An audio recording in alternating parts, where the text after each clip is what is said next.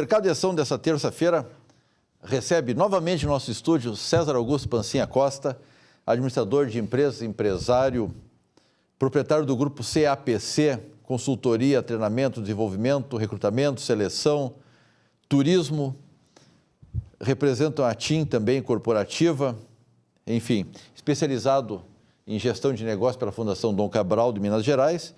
Seja mais uma vez bem-vindo ao nosso programa. Muito obrigado, é uma honra estar aqui, como eu falei da primeira vez. Tivemos um programa bem produtivo no nosso outro encontro, eu pelo menos gostei muito de falar, né?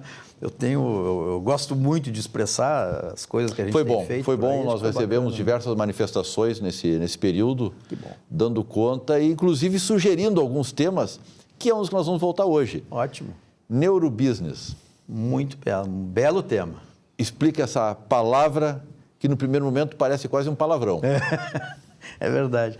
Eu tenho comentado em algumas palestras, enfim, que eu venho fazendo por aí, que daqui a 5 anos qualquer função de gestão ou qualquer movimento empresarial vai ter que ter o neuro antes no início, né? Neurobusiness, neuromarketing, neurovendas, neurogestão, o neurofeedback, o neurocoach, quer dizer, como nós falamos do coach da outra vez. Por quê? Porque, na verdade, começou a neurociência, ela começou a trazer muita informação que começou a sair do meio médico, né? Começou a sair simplesmente da utilização do meio médico.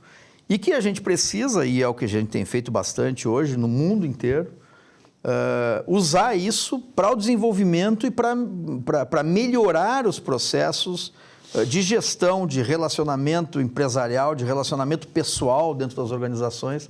Então, hoje, eu quero te dizer que o neuro vai entrar muito forte na gestão empresarial, né? Essa expressão neuro, né? Mas o que é o neuro? O neuro, na verdade, é toda a análise, todo o estudo que se fez do cérebro, que acabou se descobrindo algumas coisas fabulosas sob a ótica da relação, né? Sob a ótica do consumo. Está focado em relacionamento.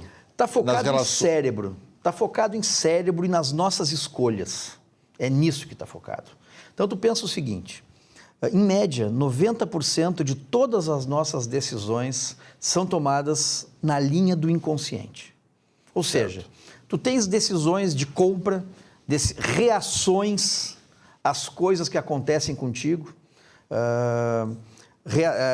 reações a marketing e a publicidade que é exposta para ti. E isso faz com que tu tenha um impulso para comprar, para consumir, ou para revidar, né? Ou para te relacionar, coisas desse tipo. Tu me lembrou, da época da faculdade, a minha primeira formação, minha segunda formação, eu sou publicitário. E isso lá na década de 80. E se falava que não se cria necessidade nenhuma, o publicitário não cria necessidade, ele estimula as necessidades que estão latentes no consumidor. Então, de alguma forma, juntou uma coisa com a outra, agora de uma maneira mais profissional, menos empírica. Menos empírica, mais científica, com validação de equipamentos. Nós utilizamos hoje equipamentos de neurociência para poder avaliar as reações do consumidor e analisar como o cérebro das pessoas funciona na hora de tomar uma decisão. Então, isto faz com que o poder que a gente venha a ter para clarificar no cliente ou nas pessoas quais são as suas melhores escolhas é muito importante. Para te ter uma ideia, quando a gente está falando em neurovendas, que é uma das divisões da neurociência aplicada à venda, né? Eu tenho formas de te apresentar alguns produtos que vão fazer que tu entenda mais rápido para que serve o produto. Ou eu vou fazer com que tu acelere o processo de compra, porque um dos maiores impeditivos da venda hoje é a procrastinação do cliente, do comprador. Então, o que acontece? Tu acaba usando algumas ferramentas de neuromarketing, neurovendas, que fazem com que o cliente acelere o processo de decisão. Quanto melhor a pontaria para um tiro único, mais eficaz e melhor vai ser o resultado. E menor é o custo de fazer esse processo, fazer essa venda. Sem dúvida, sem dúvida. O neurobusiness, ele está, e eu estou perguntando como um leigo nesse assunto, ele parece-me estar mais associado a transações entre pessoas, entre ideias, entre conceitos, de aprendizados e questões comerciais também. Ele é sempre um facilitador de um processo. Perfeito. Pela assimilação mais simples e mais objetiva e mais direta do outro lado. Perfeito. Tu tem sempre um sujeito ativo e um passivo numa comunicação em que eles invertem os papéis. Perfeito, é isso aí. Está correto. Está correto, porque na verdade o que a gente está fazendo? Não só na compra e venda, não só no poder de decisão, mas, por exemplo, quando eu vou fazer um processo de feedback para a minha equipe de profissionais, eu preciso fazer o feedback, esse feedback tem que ser percebido. Então, uma das coisas que se fala aí em neurogestão é exatamente como é que eu posso falar com as pessoas para que as pessoas entendam claramente o que eu estou falando para elas e não fiquem aqueles mal entendidos dentro do processo do relacionamento interno da empresa. Isso é o que a gente chama de neurogestão. Claro que isso é uma linhazinha, né, de um texto mais longo, mas é um negócio fascinante nesse sentido. Isso evitaria que aquelas pessoas, agora já é um pouco de maldade, aquelas pessoas que explicam 3 vezes a mesma coisa de formas diferentes, pensando que o interlocutor não ouviu, não compreendeu. Basicamente. Acaba com isso. Basicamente, porque a ideia é exatamente despertar a melhor compreensão possível. E essa é uma das ferramentas que eu comento, né, nas caixas de ferramenta do nosso cérebro, está repleta de coisa. Nesse caso, tu tem que ter uma qualificação, um trabalho nas duas pontas, em quem vai falar e quem vai dar e quem vai receber. Sim. Mas Sim. tu não tem, em quem vai dar, por exemplo, um palestrante, por exemplo, uma reunião de retorno de negócios, o vendedor numa venda, tu consegue trabalhar ele. Como é que tu trabalha o outro lado? Porque aí é grupo. Sem dúvida. A base do trabalho da neurovenda, por exemplo, é fazer o vendedor, o profissional de vendas, se autoconhecer. A partir desse momento em que ele se autoconhece e conhece quais são as variáveis de comportamento de consumo, como quem são os compradores de impulso, quem são os compradores emocionais, quem são os compradores racionais, a partir do autoconhecimento dele, de como ele é, ele reconhece? Ele consegue reconhecer o outro. Por exemplo, um exemplo típico, né? O comprador racional. O comprador racional é aquele cara que sai de casa, vai no supermercado, comprar 2 pães. Ele entra no supermercado, passa por todas as gôndolas e sai com 2 pães. Né? Então, não sou eu. Somos poucos, na verdade, né? Dos racionais. Assim como tem o comprador de impulso, né? Que se esse mesmo cara vai no supermercado comprar 2 pães, ele compra um monte de coisa e esquece os pães. Então, eu preciso saber identificar quem são essas pessoas através do seu autoconhecimento. Que, para mim, é uma das coisas que eu trabalho demais na questão do coaching, enfim, toda a gestão, é que para conhecer o outro, eu tenho que me conhecer. Então, por exemplo, esse tipo de análise, a análise do seu perfil, para que se monte uma estratégia para atender os perfis dos clientes, é um negócio fundamental. E hoje eu te confesso que eu já... É que nem celular, viu? Eu não sei como é que se vivia sem isso no passado. Hoje tu sai de casa para ir trabalhar, se tu deixar a carteira, tu busca para pegar o celular. Tu não volta para pegar a carteira. Mas se tu esquecer o celular, tu volta para pegar o celular. A neurovenda e conhecer o perfil do cliente... Eu não sei como é que a gente vendia sem saber. Nós tínhamos até então mecanismos que tu utilizava muito a pesquisa, por exemplo. Tu juntava grupos de clientes, grupos de consumidores, grupos de profissionais e estudava as características, o comportamento, desejos, necessidades, ansiedades, medos e tu construía modelos. Construía modelos desses perfis e treinava as equipes para, mesmo sem compreender muito bem, mas para atender. Ou a equipe, ou eu quero o produto tal, para a loja tal, na altura tal, da prateleira tal, a tantos metros da entrada. Essa ação que se torna mecânica após a pesquisa, se eu estou entendendo corretamente, ela passa a ser muito mais dinâmica pelo envolvimento das pessoas. Me referindo agora um pouco mais a varejo. Ela se torna mais dinâmica porque o vendedor, o atendimento, a percepção do cliente... ela é mais imediata, ela é mais pontual. E ela é mais individualizada? No aspecto humano, sem dúvida, né? Na questão ligada ao profissional atendendo o cliente, sem dúvida tu consegue ter uma relação muito mais próxima, muito mais profunda. Mas não substitui a técnica anterior? Não substitui a técnica anterior, porém a técnica anterior hoje ela está no que se chama de neuromarketing, por exemplo. O que é o neuromarketing? Neuro alguma coisa, né? Sim. O neuromarketing, ele trabalha com pesquisas sem que tu abra a tua boca para responder. O que eu faço?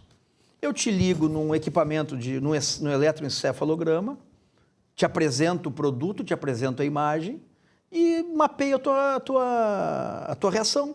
Eu te coloco no equipamento de ressonância magnética, enquanto tu está provando um produto, tu está assistindo um vídeo, está assistindo um filme, eu começo a ver quais são as tuas reações. Por amostragem, eu tenho que pegar os consumidores que vão fazer a pesquisa, ou seja, é uma pesquisa, né? Eu acabo tendo uma pesquisa sem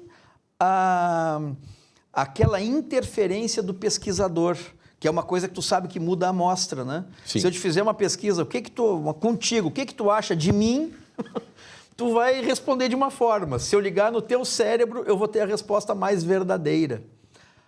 Eu tenho hoje o que a gente chama de eye tracking, por exemplo. O eye tracking é um equipamento, um óculos, com câmerazinhas aqui, que tu bota no consumidor para fazer a amostragem, fazer testes e começar a ver. Vem cá, quando tu entra na minha empresa, para onde tu olha? Quando tu assiste um comercial, o que tu estás olhando? Para eu saber o que está chamando a atenção. Então, tu imagina só, antigamente a gente tinha a percepção de que quando o cara via um produto numa gôndola, essa frase é uma frase que até hoje a gente usa em marketing ou em vendas, né? No varejo. O produto tem que estar na altura dos olhos do homem e pode estar mais para baixo na mulher. Não é mais verdade isso. Isso é uma verdade que não pode ser considerada absoluta. É uma semi-verdade. É uma semi-verdade. Por que eu digo que é uma semi-verdade? Porque, por exemplo, tu entra numa farmácia, a gente tem heat maps. Heat map é o mapa de calor, que é demonstrado quando a pessoa bota o óculos e entra na loja. O que se descobriu com o passar do tempo? Primeiro, o cara entra na loja, a primeira coisa que ele faz é olhar para a direita. Qualquer loja que as pessoas elas vão olhar para a direita. Por quê?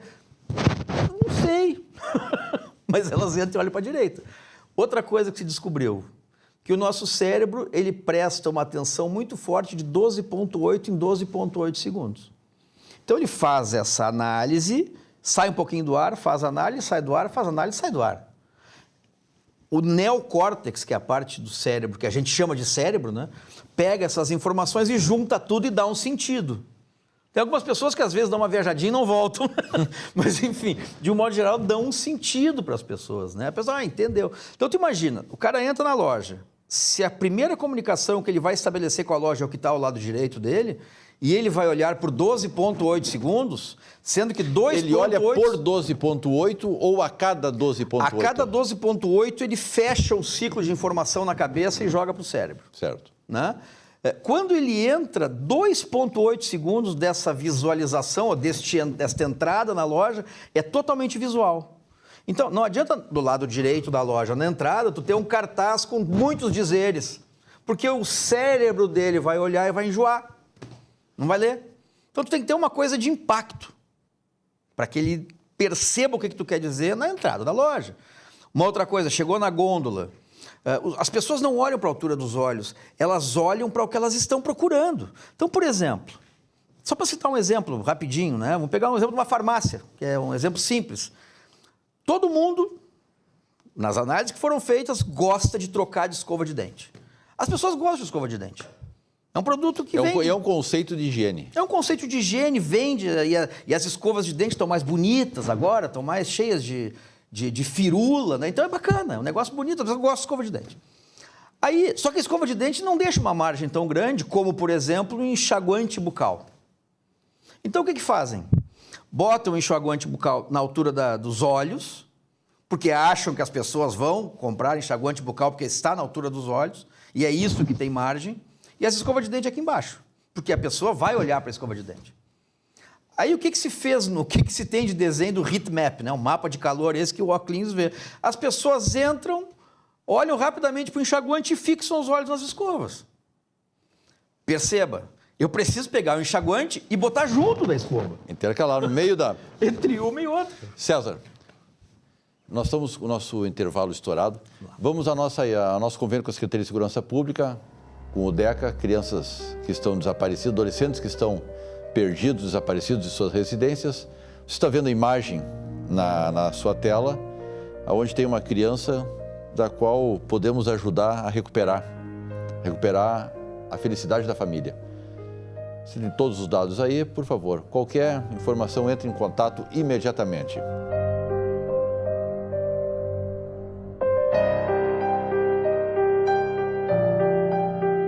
Vamos ao nosso intervalo, retornamos num instante.